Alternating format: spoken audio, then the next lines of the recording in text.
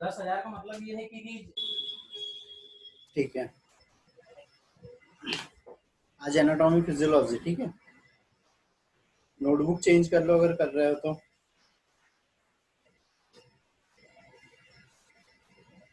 Anatomy physiology कर रहे हैं आज।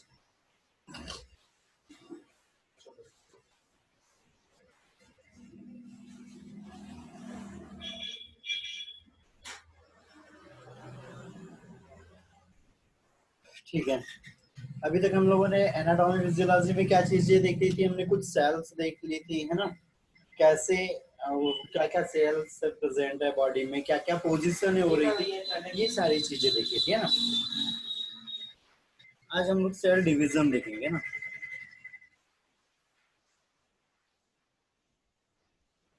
सेल डिवीजन,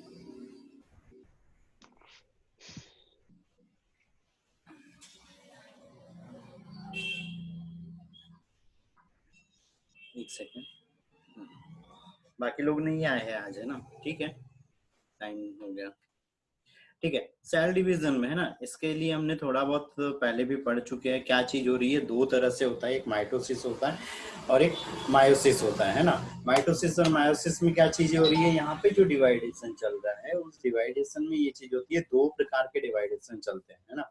तो जब भी डिवाइडेशन हो रहा है तो क्या चीज होता है, जो जेनेटिक मटेरियल हो गया, न्यूक्लियस हो गया, उसके अंदर में जो क्रोमोसोम है, क्रोमोसोम में की कॉपियां तैयार होती है, उसके बाद में उनमें एक्सचेंज होते हैं, उसके बाद वो डिवाइड होते हैं। ठीक है, अब यहाँ पर क्या चीज हो रही है, क्रोमोसोम का स्ट्रक्चर हमको थोड़ा सा देखना पड़ेगा। तो क्रोमोसोम के स्ट्रक्चर में क्या चीज हो रही थी, ये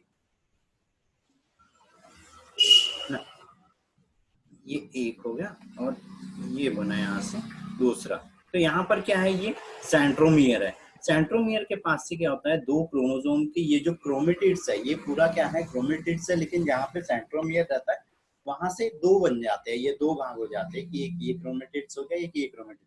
अब क्या हो रहा है, जब सेल डिवीजन हो रहा है तो इसके जैसा, जैसे मान लो अगर ये 5वें नंबर का क्रोमोसोम है, तो दूसरा वाला भी क्या होना है, 5वें नंबर का जो क्रोमोसोम होना है वो यहाँ पर इसके पास में आना है और एक्सचेंज होना है। अब जो ऐसे जो क्रोमोसोम रहते हैं, जैसे हम यहाँ पर बात करिए दूसरा वाला क्रोमोसोम, तो ये जो दोनों सेम सेम है ना, लेकिन कैसा है, 5वें नंबर के, लेकिन दोनों अलग अलग गुणसूत्र है, दो दो गुणसूत्र रहते हैं हमारी बॉडी में। तो एक ये हो गया, ये हो गया, ये 5वीं जोड़ी की क्रोमोसोम हो गया, तो ये क्या है, होमोलोगस है। हेटेरोलोगस मतलब ये होता है कि एक ये क्रोमोसोम हो गया और एक मान लो यहाँ पे 6वें नंबर वाला क्रोमोसोम हम काउंट कर लो, तो 6वें नंबर वाला और 5वें नंबर का अगर हम कंपेयर करें तो ये दोनों कैसे रहते हैं, हेटेरोलोगस रहते हैं, है ना। तो यहाँ पे क्या होता है, जो होमोलोगस रहते हैं वो आपस में पास पास आते हैं और खंडों की एक्सचेंज करते हैं।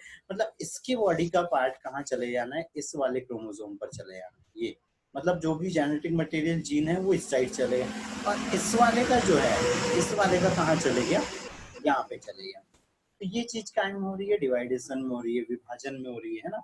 तो दो तरह से चलते हैं यहाँ पे, मियोसिस और माइटोसिस, एक समसूत्रीय और एक अर्धसूत्रीय, है ना। क्या चीज हो रही है यहाँ पे, ये जो डिवाइडेशन है इसके लिए क्या चलता है, सेल साइकिल चलता है ना। सेल साइकिल मतलब कोशिका चक्र, है ना। कोशिका चक्र चलता है और उसमें अलग अलग फेजेस आती रहती है, अलग अलग स्टेज आती है, तो अलग अलग स्टेज आ रही है, तो ये है सेल साइकिल। ठीक है, अब यहाँ पे क्या चीज हो रही है, ये जो सेल साइकिल चल रहा है, ये सेल साइकिल, इसमें सबसे पहली फेज आते हैं जीवन फेज, ग्रोथ फेज। ठीक है, या इसी को बोलते हैं गेप फर्स्ट, है ना। तो ये जो ग्रोथ फेज है, फर्स्ट वाली जो ग्रोथ फेज है, इसमें क्या होना है, कोई सेल है तो वो, एक सेकंड इसको कलर चेंज करना, कोई सेल है तो वो क्या कर रही है, न्यूट्रिएंट मटेरियल को जमा कर ले रही है और अपने आकार में क्या कर रही है, वृद्धि। इसी टाइम में क्या हो रहा है, इसका न्यूक्लियस जो है वो भी बड़ा होना है, जितने ऑर्गेनिज्म वगैरह ऑर्गेनिल्स अंदर है, जितने भी कोशिकांग है वो सब आकार में वृद्धि कर लेना है। यहाँ पे साइटोप्लाज्म का जो अमाउंट है वो भी क्या हो जाना है, यहाँ पे ज्यादा हो जाना है।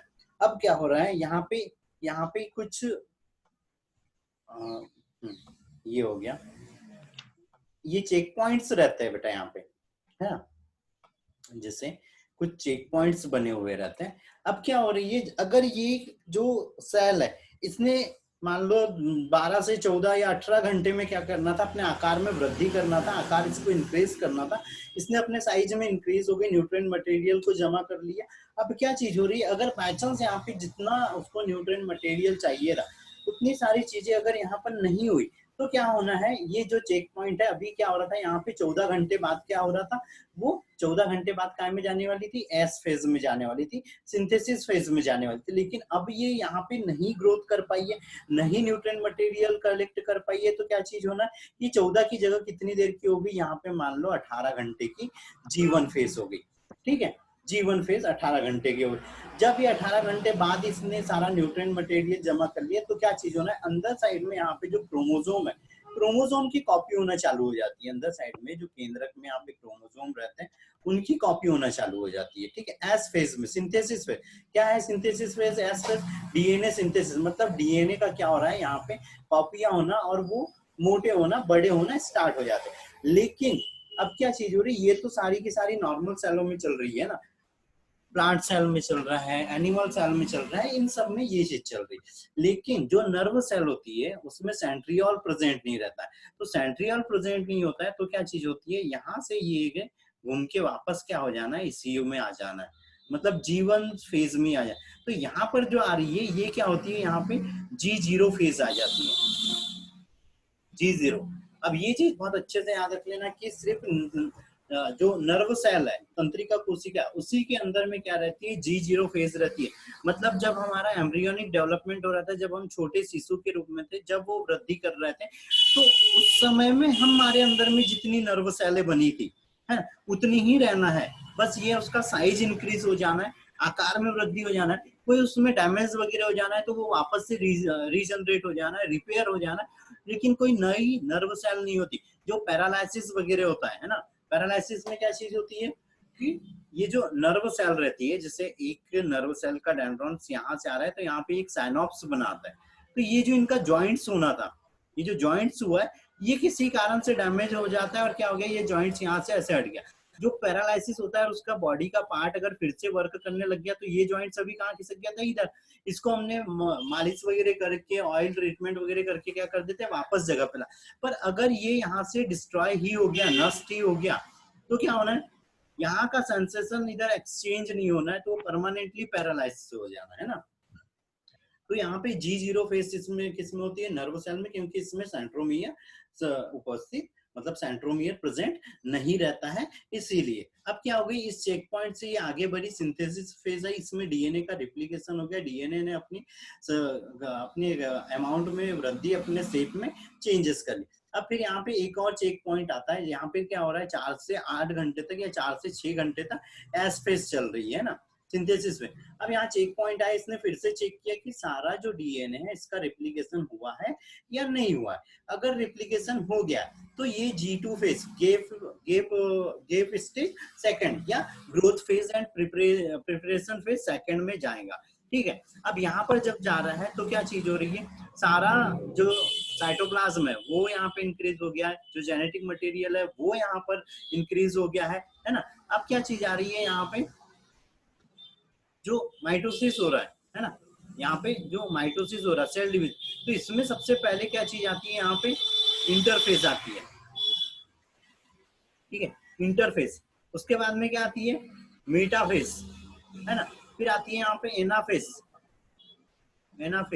और लास्ट में क्या आ जाती है, यहाँ पे टीलोफेस। ठीक है, तो जब ये इंटरफेस में आया, अच्छा अगला डायग्राम ही दिखा देता हूँ, देखो। जब सेल G2 फेज के बाद में यहाँ पे इंटरफेस में आ रही,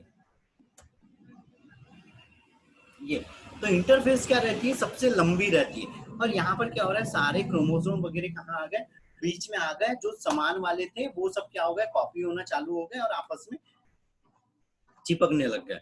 ठीक है, अब क्या हुई यहाँ पर, प्रोफेस, प्रोफेज में क्या होते हैं, सारे के सारे यहाँ क्रॉस जैसी संरचनाएं बना लेते हैं। जो ये जो व्हाइट कलर का दिख रहा है सेंट्रियम, ये दोनों पोल पर चले जाता है और इससे स्प्लिंटल फाइबर्स बनने लग जाते हैं। ये जो स्प्लिंटल फाइबर्स बनते हैं, ये क्रोमोसोम में जहाँ पे सेंट्रोमियर रहता है वहां पर जाके कनेक्ट होने लग जाते हैं, और जब उनके साथ में कनेक्ट होने लगते हैं तो फिर क्या होती है, यहाँ पे मेटाफेज आ रही। मेटाफेज में जितना भी यहाँ ये जेनेटिक मटेरियल था, ये वो जो सेल है उसके बीच में आ जा रहा है, ठीक है। एम से याद रखना, मिडिल में आके जम जा रहा है ना, तो ये मिडिल में आके जम गया। अब क्या चीज हो रही है यहाँ पे, अब जो ये स्प्लिंटल फाइबर्स बन रहे थे, ये स्प्लिंटल फाइबर्स क्या हो गए, आकर इनके सेंट्रोमियर के साथ में यहाँ पे जुड़ गए। जब ये सेंट्रोमियर के साथ में यहाँ पे जुड़ गए, अब चालू हो जाती है यहाँ पर एनाफेज, है ना। एनाफेज स्टार्ट हो जाएगी। अब ये जो एनाफेज स्टार्ट हुई, तो ये जो यहाँ क्रॉस जैसी संरचनाएं बनी थी, ये सब क्या होना है, अपने अपने पोल की ओर यहाँ पे सेंट्रोमियर के द्वारा खिंचाने लगना और वी शेप में बन जाना। फिर यहाँ पर क्या हो रहा है, अब जो जैसे ही एनाफेज यहाँ पे स्टार्ट हो रही, जैसे ही यहाँ पे सेंट्रोमियर की ओर जाने लगता है, न्यूक्लियस मेम्ब्रेन का फॉर्मेशन होने लगता है। अब न्यूक्लियस मेम्ब्रेन का फॉर्मेशन हो रहा है, तो यहाँ पर क्या बन गया, अभी न्यूक्लियस बन गया, दो न्यूक्लियस बन गए, लेकिन अभी प्लाज्मा मेम्ब्रेन और साइटोप्लाज्म अभी डिवाइड नहीं हुआ है ना। अब क्या हो रहा है, यहाँ पे जो डिवाइडेशन होता है, उस डिवाइडेशन में क्या होता है, ये जो सेल है, तो एनिमल जो सेल है, एनिमल सेल के अंदर में क्या चीज होती है, यहाँ पे एनिमल सेल के अंदर में यहाँ पे फिशर डिवीजन रहता है। तो फिशर डिवीजन में क्या चीज हो रही है, यहाँ पे बीच से ऐसे एक खाज बन जानी, जैसे ये अभी एक यहाँ पे खाज बन रही है, ये खाज बनते जा रही है और यहाँ से सेल डिवाइड हो जाती है ना। और जो प्लांट सेल होगी, तो प्लांट सेल के अंदर में क्या चीज हो रही है, यहाँ पे जो डिवाइडेशन होता है वो कैसा होता है, प्लेक्टोनिक होता है। प्लेक्टोनिक होता है मतलब यहाँ से ये ऐसे बीच से प्लेट बनना स्टार्ट होती है, और ये प्लेट क्या होती है, दोनों साइड में ग्रोथ करती रहती है। तो दोनों साइड में ग्रोथ करते हुए क्या होती है, यहाँ से ये दो सेल में डिवाइडेशन, तो ये क्या है, प्लेक्टोनिक डिवीजन है, ठीक है। ये प्लेक्टोनिक डिवीजन, ये फिशर डिवीजन है, ठीक है।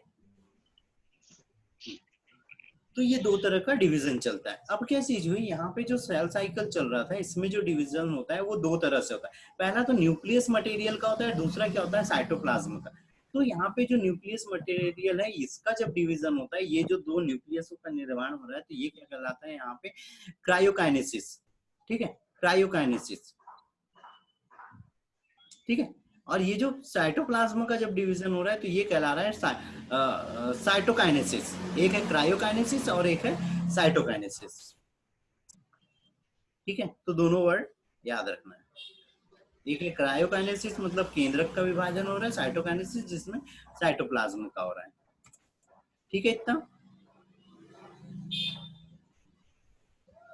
Suresh, yes sir.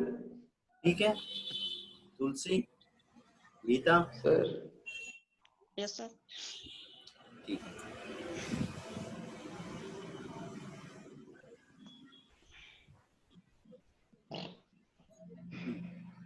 अब क्या चीज हो रही है, सेल, ये जो प्लाज्मा मेम्ब्रेन हो रही, तो प्लाज्मा मेम्ब्रेन में क्या रहता है, यहाँ पे जो फ्लूइड मोज़ेक मॉडल है ना, जो फ्लूइड मोज़ेक मॉडल है जो सिंगर ने दिया था, ये हमको याद रखना है। तो यहाँ पर क्या हो रही है, यहाँ पे आउटर मेम्ब्रेन रहती है और एक इनर मेम्ब्रेन रहती है। अब क्या चीज रहती है इसमें, यहाँ दो तरह के होता है। तो यहाँ पर क्या होता है, कुछ कार्बोहाइड्रेट और प्रोटीन चैनल होते हैं। ये जो ब्लू दिखाई दे रहा है, ये क्या है, प्रोटीन चैनल है। ये प्रोटीन चैनल क्या करते हैं, कोई भी एक्सचेंज करते हैं कोई भी चीज को, और अंदर बाहर साइड में आने जाने में मदद करते हैं, रिसेप्टर्स होते हैं, है ना।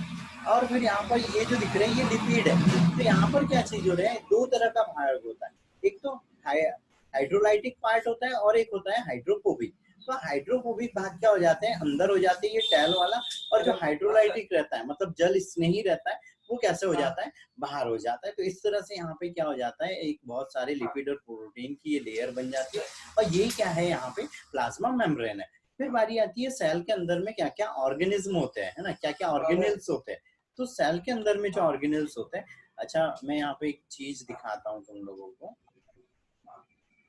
रुको।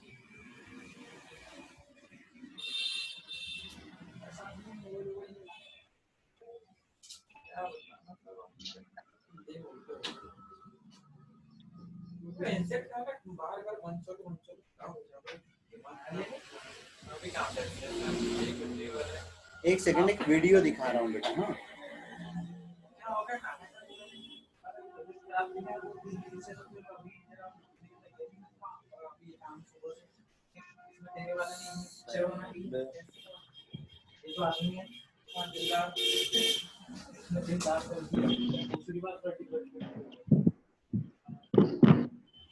एक सेकंड बेटा, एक वीडियो ढूंढ रहा हूँ।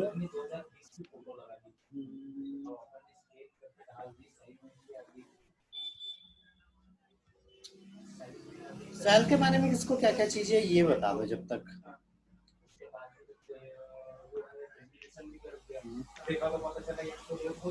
बोलो।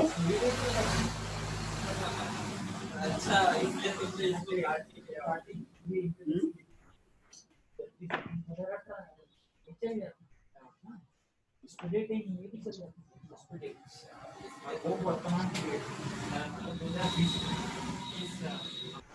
कुछ नहीं पता है सेल का। क्या? सेल में क्या चीज होती है?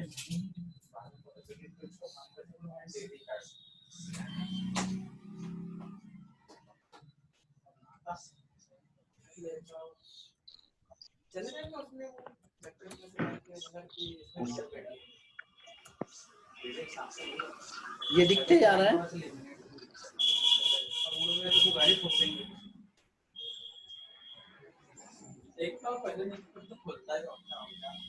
ये वीडियो दिख रहा है बेटा सबको? Yes sir. हाँ, मैं तो फोल्ड करके दूँ या उसको कुंडली बना के दे देता है ना सब। आप देख सकते हैं यहाँ पर होते थे, अरे उड़ेंगे गाड़ी के नहीं उड़ते लाइटर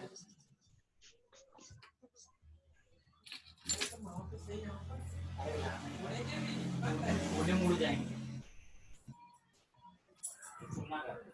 अभी अभी दिख रहा है। Yes sir. Yes, sir. Material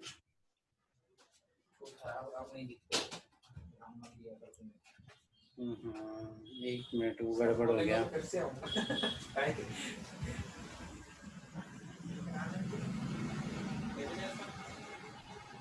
काम नहीं होता ये। ठीक है, अब देखिए। ठीक है, तो क्या चीज हो रही है, हम यहाँ पे सेल के लिए अगर देखें तो हमारे पास दो तरह की सेल होती है, एक एनिमल सेल होती है और एक प्लांट सेल होती है ना। तो प्लांट सेल से अभी हमको यहाँ कोई लेना देना नहीं है, हमारे पास जो है वो हमको किस पे ध्यान देना है, एनिमल सेल पे। तो एनिमल सेल में क्या रहती है, यहाँ पे सेल मेम्ब्रेन रहती है, और अगर हम प्लांट सेल की बात करें तो उसमें क्या होता है, उधर सेल वॉल रहती है। अंदर साइड में साइटोप्लाज्म रहता है, न्यूक्लियस रहता है। न्यूक्लियस के अंदर में ये क्या चीज हो रहा है, यहाँ पे डीएनए मटेरियल या अनुवांशिक मटेरियल हो रहा है ना।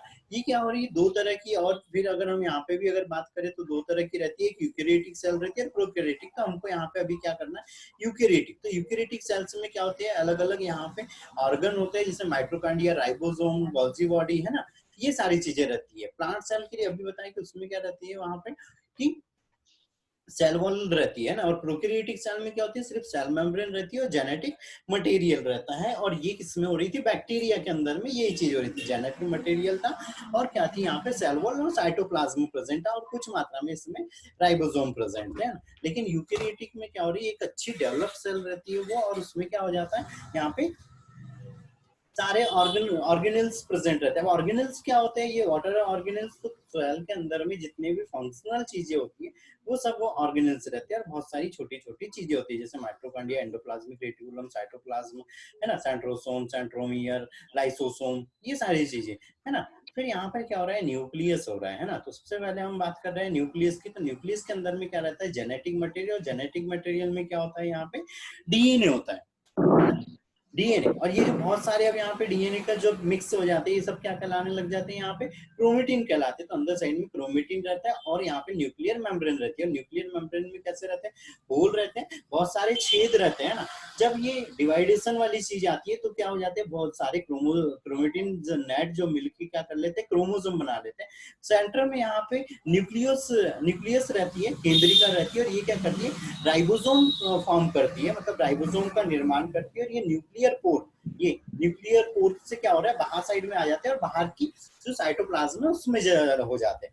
फिर न्यूक्लियस की न्यूक्लियस के पास या साइटोप्लाज्म में क्या रहती है, एंडोप्लाज्मिक रेटिकुलम रहती है ना। और एंडोप्लाज्मिक जो रेटिकुलम रहती है, अंतःप्रद्रव्य जालिका, ये कहाँ पर है, सारी चीजें अब कहाँ पर है, साइटोप्लाज्म में। साइटोप्लाज्म में क्या रहता है, एक फ्लूइड रहता है जिसके अंदर में न्यूट्रिएंट मटेरियल और दूसरे ऑर्गन्स रहते हैं। फिर ये जो एंडोप्लाज्मिक रेटिकुलम है दो प्रकार की रहती है, एक तो देखो यहाँ पे ये राइबोसोम जिस पे चिपके हुए, ये क्या है, रफ एंडोप्लाज्मिक रेटिकुलम, और कुछ है जहाँ पे राइबोसोम चिपके हुए नहीं है, तो ये क्या है, स्मूथ एंडोप्लाज्मिक रेटिकुलम। तो दो प्रकार की हो जाती है, ठीक है। अब यहाँ पर क्या हो रहा है, यहाँ पे जो राइबोसोम के द्वारा पॉलीपेप्टाइड श्रृंखलाओं का निर्माण होता है, जो प्रोटीन सिंथेसिस की प्रोसेस होती है, तो ये क्या है, यहाँ पे पॉलीपेप्टाइड चेन है। तो ये पॉलीपेप्टाइड चेन्स में क्या होता है, यहाँ पे डिफरेंशिएशन होता है, और डिफरेंशिएशन के बाद क्या होता है, एक प्रोटीन का एक वेसिकल या एक मॉलिक्यूल बन जाता है, और ये जो मॉलिक्यूल्स रहते हैं प्रोटीन के, ये आगे चल के एंजाइम, हार्मोन, इनका निर्माण करने में मदद करते हैं। और गोल्जी बॉडी के अंदर में भी ये क्या होते हैं, यहाँ पे स्टोर रहता है, ठीक है। ये पॉलीपेप्टाइड्स की चेन है, ये पॉलीपेप्टाइड्स की चेन में क्या होता है, चेंज होता है और एक प्रोटीन का मॉलिक्यूल्स बन जाता है, ठीक है। और फिर प्रोटीन्स मिलके क्या बना लेते हैं, अलग अलग तरह के एंजाइम, हार्मोनों का निर्माण कर लेते हैं, ठीक है। ये लिपिड का अणु से आके जुड़ गया, और ये यहाँ पे क्या बन गया, कार्बोहाइड्रेट आके जुड़ गए। तो अलग अलग तरह की पॉलीपेप्टाइड्स चेन है यहाँ पे बन। अब दोनों में डिफरेंस ये रहता है कि प्लांट सेल में वैक्यूल्स पाया जाता है, और यहाँ पे एनिमल सेल में वैक्यूल्स नहीं पाया जाता। जो वैक्यूल्स रहता है प्लांट सेल में वो बड़ी रहती है, और इधर एनिमल सेल में यहाँ पे वैक्यूल्स प्रेजेंट नहीं रहते। फिर आता है ये लाइसोसोम। लाइसोसोम क्या क्या बोलते हैं, सुसाइडल बैग भी बोलते हैं, आत्महत्या की थैली बोलते हैं, क्योंकि इसके अंदर में क्या रहता है, डाइजेस्टिव एंजाइम रहते हैं। और ये डाइजेस्टिव एंजाइम क्या करते हैं, जो भी यहाँ पे टॉक्सिक मटेरियल, जो भी सेल के अंदर में कोई दूसरी चीजें बन रही है जो हानिकारक है, उसको डाइजेस्ट कर देता है ना। अब उस लाइसोसोम के लिए ये चीज याद रखना है कि जब वो अगर बाई चांस फट जाता है, तो सारे के सारे डाइजेस्टिव एंजाइम क्या हो जाते हैं, उसके बाहर आ जाते हैं, कहाँ पे, साइटोप्लाज्म में। जब साइटोप्लाज्म में सारी चीजें आ जा रही है, तो वो जो दूसरे ऑर्गन है, जैसे माइटोकॉन्ड्रिया हो गया, न्यूक्लियस हो गया, गोल्जी बॉडी हो गया, एंडोप्लाज्मिक रेटिकुलम हो गया, राइबोसोम हो गया, इन सब का भी क्या करने लग जाता है, डाइजेशन करने लग जाता है, ठीक है। उसके बाद माइटोकॉन्ड्रिया, माइटोकॉन्ड्रिया को क्या बोलते हैं, सेल का, बताओ, माइटोकॉन्ड्रिया को सेल का क्या बोलते हैं,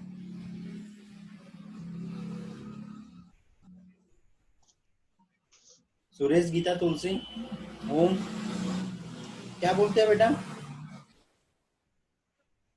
माइटोकॉन्ड्रिया। कोशिका का क्या बोलते हैं उसको, हाँ,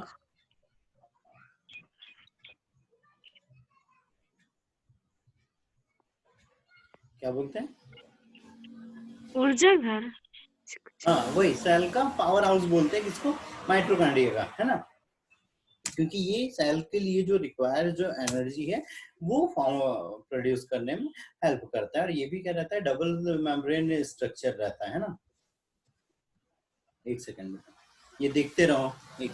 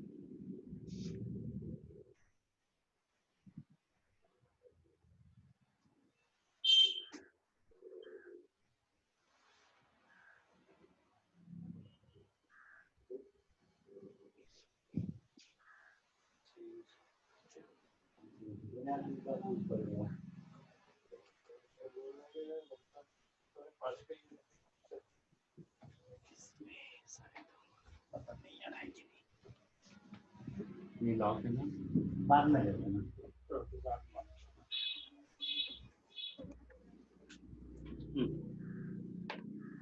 तो इतनी चीजें है ना, माइटोकॉन्ड्रिया हो गया, है ना। माइटोकॉन्ड्रिया के लिए क्या चीज बता दी कि ये क्या हो रहा है, पावर हाउस हो रहा है ना। अगली चीज आती है यहाँ पे, और हाँ ये याद रखना कि सेलुलर रेस्पिरेशन। अब क्या होता है, शरीर में दो तरह के श्वसन होते हैं, है ना। एक तो रहता है ये जो हम गैस एक्सचेंज कर रहे हैं ये, दूसरा क्या होता है सेलुलर रेस्पिरेशन। और जो सेलुलर रेस्पिरेशन होता है, कोशिकीय जो श्वसन होता है, वो कहाँ पे होता है, माइटोकॉन्ड्रिया के अंदर में होता है। अब दोनों में डिफरेंस ये चीज है कि हम जो रेस्पिरेशन कर रहे हैं इसमें क्या होती है, एनर्जी यूज होती है, ठीक है, एनर्जी यूज होती है और गैसों का एक्सचेंज करती है। लेकिन जो सेलुलर रेस्पिरेशन है, तो सेलुलर रेस्पिरेशन में क्या होती है, एनर्जी प्रोड्यूस होती है, उत्पन्न होती है, ठीक है।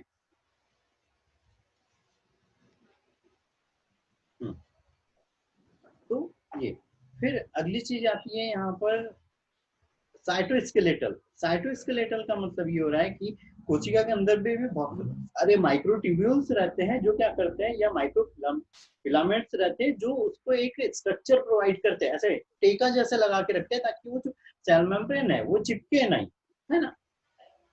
तो इतनी चीजें रहती है ना। उसके बाद अभी वो गोल्जी बॉडी के लिए बताया था, स्टोर करके रखता है वो, है ना। और यहीं पर क्या होता है, सेंट्रोसोम भी प्रेजेंट रहता है जो डिवाइडेशन में हेल्प करता है। फिर अगर हम प्लांट सेल की बात करें तो प्लांट सेल में क्या होता है, क्लोरोप्लास्ट होता है जो फोटोसिंथेसिस करता है और एनर्जी को मतलब लाइट को क्या में बदल देता है, तो एनर्जी में, मैकेनिकल एनर्जी में बदल देता है ना। जो लाइट एनर्जी है उसको क्या करता है, वो मैकेनिकल। चारों ओर में क्या रहती है, सेल वॉल रहती है जो काय की बनी हुई रहती है, सेल्यूलोज की बनी हुई रहती है ना, वैक्यूल्स रहता है। और यहाँ पर अगर डिवाइडेशन, जैसे हम डिवाइडेशन की अगर अभी बात कर रहे हैं तो अभी बताया था जो डिवाइडेशन होता था वो कैसा होता है, प्लेक्टोनिक होता है। अब अदर स्ट्रक्चर की अगर बात करें, बॉडी के अंदर में जो अदर स्ट्रक्चर होते हैं तो क्या होते हैं, लंग्स। लंग्स के अंदर में जो सेल्स पाई जाती है, यहाँ पर क्या पाई जाती है, इसके अंदर में सीलिया पाए जाते हैं। अब ये जो सीलिया ये क्या कर रहा है, वो जो ऊपर साइड में दिख रही वो म्यूकस मेम्ब्रेन है। उस म्यूकस मेम्ब्रेन को क्या करते हैं, वहां से अलग करने का कार्य करते हैं, या हटाने का या आगे बढ़ाने का करते हैं। और ये जो म्यूकस मेम्ब्रेन रहती है वो कोई भी और मतलब कोई भी धूल वगैरह के कण आ रहे हैं तो उसको रोक के रखती है, अंदर साइड में जाने नहीं देती, चिपका लेती। फिर बैक्टीरिया की अगर हम बात करें यूनिक स्ट्रक्चर में, तो बैक्टीरिया तो इसके चारों ओर में क्या रहते हैं, बहुत सारे रोम रहते हैं जो उसको वहीं पर मूवमेंट्स करने में हेल्प करते हैं। फ्लैजिला रहते हैं जो उसको वन प्लेस से अनदर प्लेस जाने में हेल्प करते रहता है ना। तो ये हो गया मोनेरा में फ्लैजिला। लेकिन ह्यूमन के अंदर में भी क्या हो रहा है, एक स्पर्म ही ऐसी सिंगल सेल होती है जिसके अंदर में यहाँ पर फ्लैजिला पाया जाता है, ठीक है। तो इतनी चीजें यहाँ पर याद रखना है, ठीक है।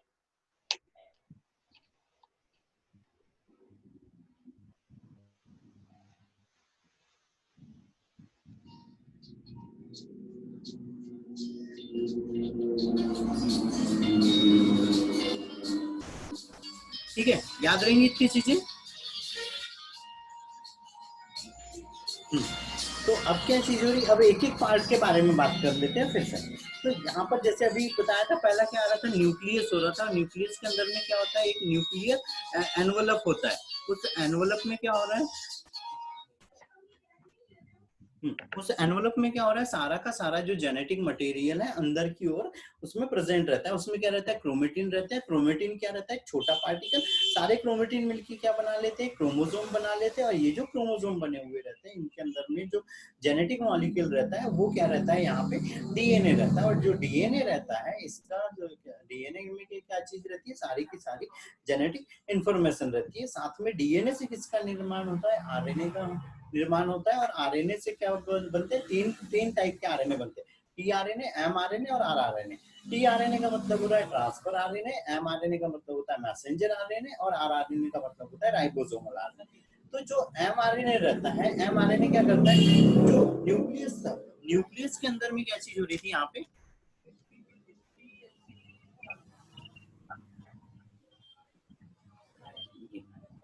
जैसे हम यहाँ पे ये न्यूक्लियस, तो न्यूक्लियस के अंदर में क्या हो रहा था, यहाँ पे जेनेटिक मटेरियल प्रेजेंट था, डीएनए। तो ये डीएनए को क्या कर रहा है, एमआरएनए से क्या हो रहा है, जब एक नया डीएनए बनाना है या जब नई सेल बनना है तो यहाँ से क्या हो जाता है, ये डीएनए से एक दूसरे आरएनए का निर्माण होता है।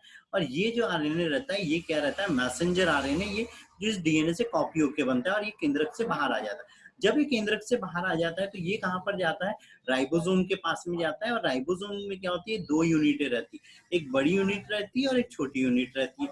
इन यूनिट के पास में जाता है। फिर यहाँ पर क्या होता है, जीव द्रव्य के अंदर में टीआरएनए रहता है। और ये जो टीआरएनए रहता है यहाँ पर इस पे क्या रहता है, एमिनो अम्ल रहता है, ठीक है। ये क्या होता है, कहाँ पर आता है, इस राइबोसोम के पास में किसको लेके आता है, ये जो ट्रांसफर आरएनए, इसीलिए इसको हम, क्योंकि ये ट्रांसपोर्टेशन का वर्क करता है, तो ये अमीनो अम्ल को लेके कहाँ पे आता है, राइबोसोम के पास में आता है। और जब राइबोसोम के पास में आता है तो क्या होने लगती है, यहाँ पे एक पॉलीपेप्टाइड चेन बनने लगती है। ऐसे बहुत सारे टीआरएनए, अलग अलग टीआरएनए आते जाएंगे और एक ऐसी यहाँ पे लंबी सी चेन बन जाएंगी। यही क्या है, पॉलीपेप्टाइड चेन है। जब ये पूरा एमआरएनए की जब पूरी कॉपी हो जाती है और ये पॉलीपेप्टाइड बन जाती है, तो यहाँ से ये सारी चीजें क्या होने लग जाती, हट जाती है। यहाँ से टीआरएनए हट जाना है ना, यहाँ से ये एमआरएनए हट जाना है, ये राइबोसोम हट जाना है। अब यहाँ पे क्या बच रही है, सिर्फ ये पॉलीपेप्टाइड की चेन बच रही है। और ये जो पॉलीपेप्टाइड की चेन बची है, अब ये क्या में चेंज हो जाती है, ये हो जाती है प्रोटीन के मॉलिक्यूल्स में चेंज हो जाती है पूरी।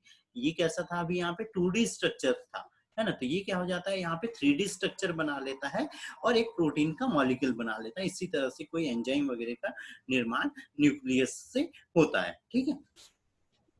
फिर बारी आती है एंडोप्लाज्मिक रेटिकुलम। तो एंडोप्लाज्मिक रेटिकुलम के लिए अभी बताया, एक क्या रहती है यहाँ पे, इसको क्लीन करने दो, एक रहती है रफ ईआर, है ना, एक रहती है रफ ईआर, है ना, रफ एंडोप्लाज्मिक रेटिकुलम। दूसरी क्या रहती है, स्मूथ एंडोप्लाज्मिक रेटिकुलम, ठीक है, जिसके ऊपर में राइबोसोम चिपके हुए रहते हैं, यहाँ पे प्रोटीन सिंथेसिस होते रहता है। तो ये क्या होगी, यहाँ पे rough endoplasmic reticulum. Smooth endoplasmic reticulum, जिसके ऊपर में राइबोसोम प्रेजेंट यहाँ पर नहीं होते हैं। और ये क्या करती है, यहाँ पे प्रोटीन के जो मॉलिक्यूल्स हैं उनको चेंज कर रही है और साथ में उससे एक नए एंजाइम या हार्मोन के निर्माण में या जो भी रिक्वायरमेंट वाला मटेरियल है उसको बनाने में यहाँ पे हेल्प करती है, ठीक है। फिर दूसरी चीज आती है गोल्जी बॉडी। तो गोल्जी बॉडी को क्या बोलते हैं, गोल्जी कॉम्प्लेक्स बोलते हैं या गोल्जी एपरेटस भी बोलते हैं। और इसके अंदर में क्या होते हैं, अलग अलग टाइप के स्ट्रक्चर रहते हैं ना, यहाँ पे है क्या,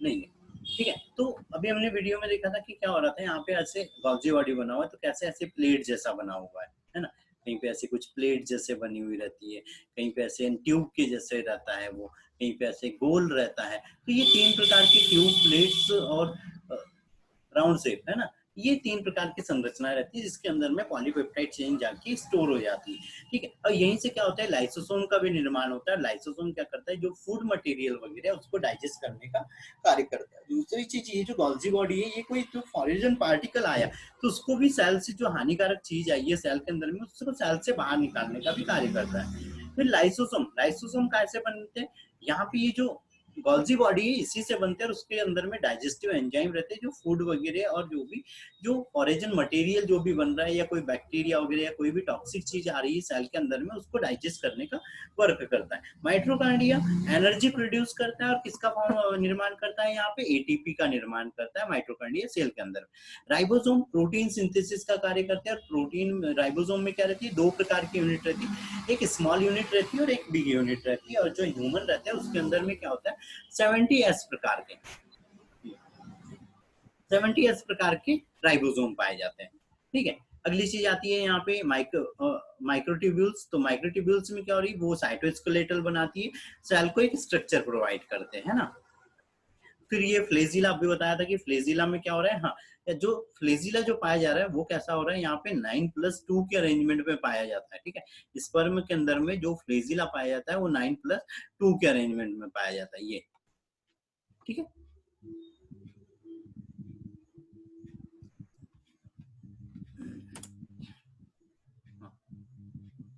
फिर बारी आती है टिश्यूज। यहां तक कुछ डाउट है,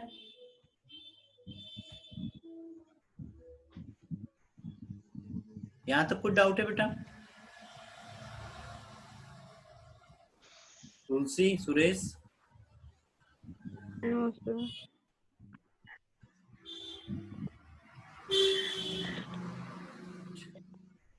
सर हाँ, थोड़ा रिपीट कर दीजिए mRNA का। mRNA बेटा न्यूक्लियस के अंदर में बनता है और उसके अंदर में सारी जेनेटिक इंफॉर्मेशन होती है और वो जेनेटिक इंफॉर्मेशन लेके राइबोसोम के पास में आता है। अब उसके अंदर में क्या इंफॉर्मेशन रहती है, किस तरह का हमको प्रोटीन का निर्माण करना है और किस तरह के एंजाइम वगैरह के निर्माण करना है या किस तरह का हमको स्ट्रक्चर निर्माण करने के लिए क्या चीजों का फॉर्म करना है, वो सारी इंफॉर्मेशन रहती है। तो राइबोसोम में जब जाता है तो mRNA का वहां सिंथेसिस होता है और mRNA क्या करता है, वो जो पॉलीपेप्टाइड चेन बन रही थी वो पॉलीपेप्टाइड चेन बना के वो एक प्रोटीन के अणु का निर्माण कर देता है। ठीक है, जी सर। ठीक है। अब टिश्यूज है ना, तो यहाँ पे टिश्यूज के लिए भी फिर से एक वीडियो है, ये वीडियो देखते हुए चलते हैं और बताते चलता हूँ, है ना।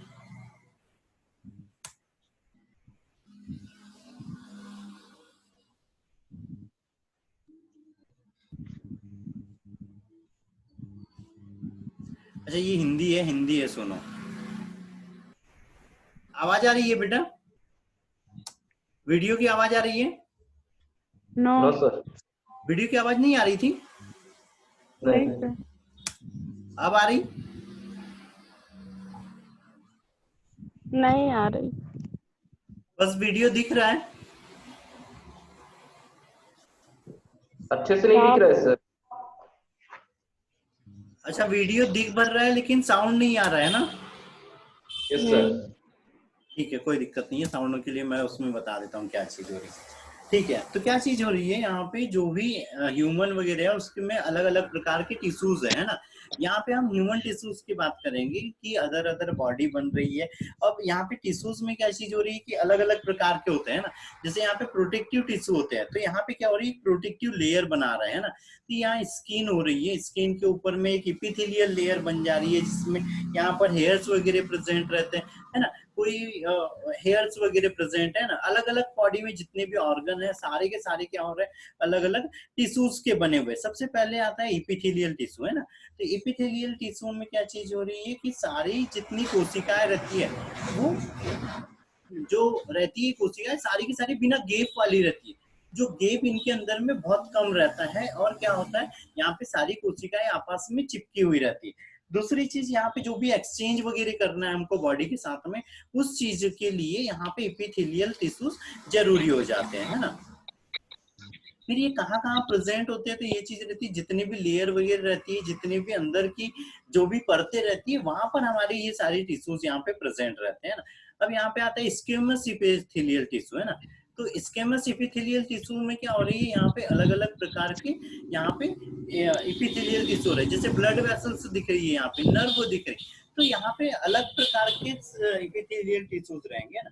दूसरे ऐसा नहीं है कि यहाँ पे फेट टिश्यूज हो गए या कार्डियक मसल्स वगैरह हो रही, नहीं है ना।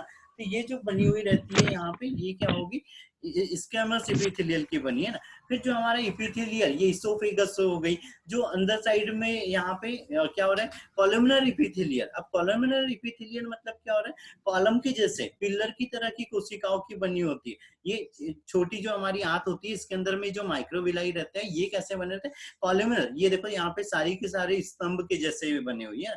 और ये क्या कर रहे हैं यहाँ पे, सिक्रेट करते हैं कोई भी सिक्रेशन। फिर क्यूबल, क्यूबिडियल में कैसे दिख रही है, क्यूब के जैसे, घन के जैसे दिखाई दे रही है ना, घन के जैसे। उसके बाद कनेक्टिव इपिथेलियल में कौन आ जाता है यहाँ पे, ब्लड आ जाता है ना, बोन के अंदर में आ जाता है। तो यहाँ पर क्या हो रहा है, जो टिश्यूज एक दूसरे को जोड़ रहे हैं ऑर्गन वगैरह को, वो सब क्या कहलाते हैं यहाँ पे, कनेक्टिव टिश्यू। और जो ब्लड है वो कैसा है, लिक्विड कनेक्टिव टिश्यू है। फिर बोन, ये भी क्या हो रही है, यहाँ पे सारे मसल्स वगैरह को जोड़ रही है, ऑर्गन वगैरह को जोड़ रही है, बोन से बोन जुड़ी हुई रहती है। तो यहाँ पर ये भी काय में आ जाती है, कनेक्टिव टिश्यू में आ जाती है ना।